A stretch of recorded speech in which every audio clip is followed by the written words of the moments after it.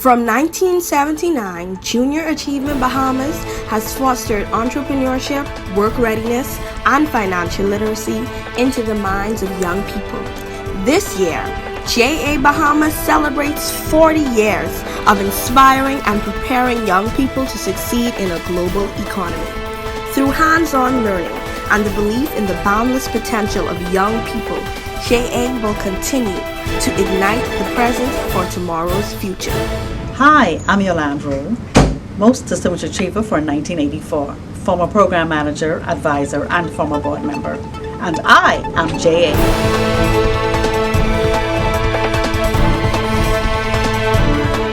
Hello and welcome to JA Talks. Today our guest is Mrs. Yolanda Rolle, former advisor, former program manager, and the most distinguished achiever from the year 1984. Ms. Rolle, how long were you in Junior Achievement? I was in Junior Achievement for 2 years. And do you remember when you stopped, JA? Yes, I stopped JA in 1984 at the JA banquet, as it was then. That was 1984. And why did you join JA? I joined JA to learn about business and about economics and to learn about what it took to operate a business, and JA did that for us. Can you remember some of the counseling firms that sponsored JA during your year? I think I can. Batelco was one. BEC was another. Of course, Deloitte & Touche, which was my sponsoring firm at the time. I think we may have had Ernst & Young. Water and Sewerage, I remember. SG Ambrose, I think it was back then. Can you remember the number of sponsoring firms back in 84? We had at least about 20, which I know the number has dwindled to this day. And what were your experiences like with your advisors? What role did they play? My advisors were very instrumental in how we ran the company. The advice they gave us was second to none. And the attention and the dedication that they gave toward us as achievers was nothing short of outstanding. And they really took an interest in our development and to ensure that we learned what it meant to run a business, and to ensure that in addition to learning how to run a business, we learned how to get along and learned about group dynamics, and they took a personal interest. We became their children between whatever hours, 6 to 8 or 3 to 5 or whatever the times were. To me, we belonged to them. And they were so dedicated, my advisors, because we worked on Saturdays. They went above and beyond just to ensure that the RJ experience was one that we would remember. And then we were so focused. We wanted to impress. We wanted to make sure that they would remember us once we left the program. Did you hold any officer positions while in your company? Yes, I was VP of Marketing 1 year, and then I was president the second year. Has your exposure to Junior Achievement helped in your life and career in any way? I think so. I always tell people that the contacts that I met while I was in JA has carried throughout my career and my life. And I think we were so determined to make a good impression on the adults and the advisors in the program and business persons that we met, because JA afforded you the opportunity to meet persons in the business community, and you wanted to impress those persons because you never knew when you would have to apply for a job or you meet them during an interview. And so the persons that I met during JA, thankfully most of them still remember me from that, from back then, during those years. So I would say very positive one. Can you remember your most memorable moment that you had in the organization? I think so. I think my most memorable moment would have to be when I was named most distinguished achiever during the J banquet. Um, Can you remember where it was held? yes, I can. It was at Polaris Hall. I am Polaris Hall. sure many persons today, young people today, do not know where that is or what that is. And so, if you remember Holiday Inn, Yes. okay, so it was Polaris Hall in the Holiday Inn Hotel over in Paradise Island. And Melvin Seymour was the executive director at that time. And I think the Honorable Kendall Knowledge would have been the Minister of Youth and Sports at that time, which was a very long time ago, yeah. And so that evening would have to be one of the most memorable moment for me. Second to that would have to be my winning the Toastmaster speech competition, because I was on that as well.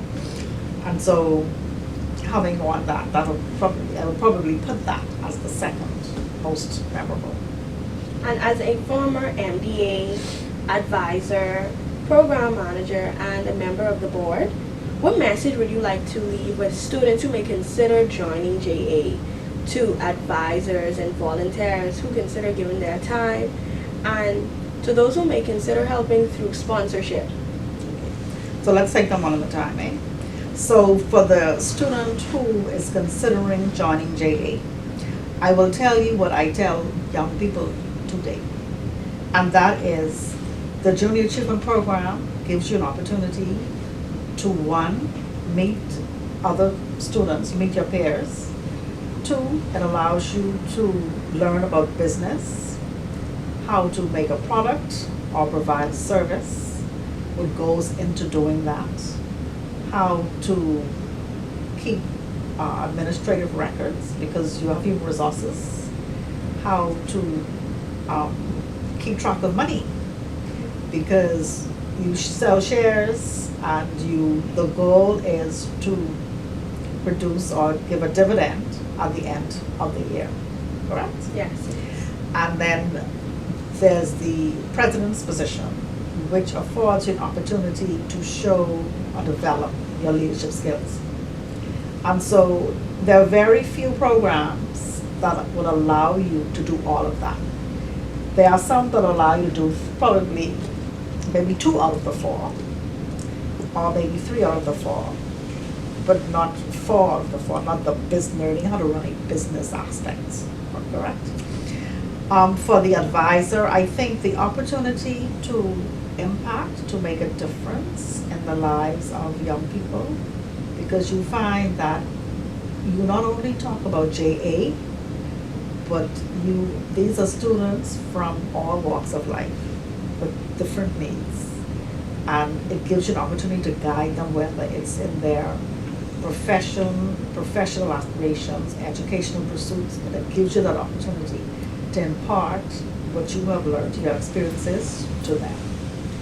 And for the sponsoring firms, it gives that company an opportunity to make an impact in the lives of young people and their professional development, because your employees are professional people, and it's good for them to give back to the community, because this is part of the community. Yes. To give back, and what a better way to spend the resources of your company than, you spend it helping young people and helping a program that has been around for 40 years. For 40 years, and the impact that Junior Achievement has had. We've always said, we were so proud of Jay, right? We always said, while the Ministry of Youth has many programs, we always thought, because we were special, that Junior Achievement was by far the best, right? And then because we had the activities, the opportunity to travel, your opportunity to meet people from various business people at the conferences and workshops. We look forward to J Day and Junior Achievement Month and the speech competition, and things like that. So I think it's a win-win scenario for both the participants, the advisors, and the company, the sponsoring firm, counseling firms, and the advisors that participate in the sponsoring firm. And then too, we still have center managers, right? Yes, we have like executive directors. Executive directors? No, sorry. We have EAs, executive advisors. I see, yeah. Okay. And then too, we used to be, I was an advisor, but then before I was an advisor, we had the junior advisor program. Yes. And so, so I think I've been through all stages for the program. Yes. Yeah. And what message would you leave to those who can assist through sponsorship? Right. So if you are interested in assisting with sponsorship, then I think you should contact the Junior Achievement Office, and they would be so happy to accept you as a sponsoring firm. Well, thank you so much, Mrs. Rowe, for sharing your experience with us. Thank you.